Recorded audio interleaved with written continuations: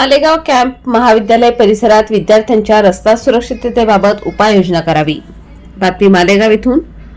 Malegaon camp परिसरात असलेल्या कर्मवीर भाऊसाहेब हिरे विद्यालय व कनिष्ठ महाविद्यालय मालेगाव कॅम्प या विद्यालय व महाविद्यालयासमोर असलेल्या रस्त्यावर विद्यार्थ्यांची खूप मोठ्या प्रमाणात गर्दी होत असल्याने आणि इथून भरधाव जाणारे वाहन व मोटारसायकल यामुळे अपघात होण्याची शक्यता मोठ्या प्रमाणात दिसून येत आहे।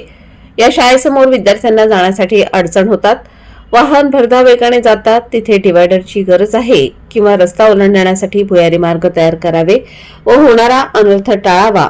आज रोजी इथं आतापर्यंत 5 ते 7 विद्यार्थ्यांचे ऍक्सिडेंट, एक विद्यार्थिनीने जीव गमावलेला असून असा अनुचित प्रकार घडू नये म्हणून महाविद्यालयाने महानगरपालिकेला निवेदन देऊन या ठिकाणी डिवायडर किंवा गतिरोधक बनवण्यास पत्रव्यवहार करावा, जेणेकरून या ठिकाणाहून वाहने सावकाश जातील, या विद्यार्थ्यांचा अपघात होणार नाही याची काळजी घेण्यात येईल।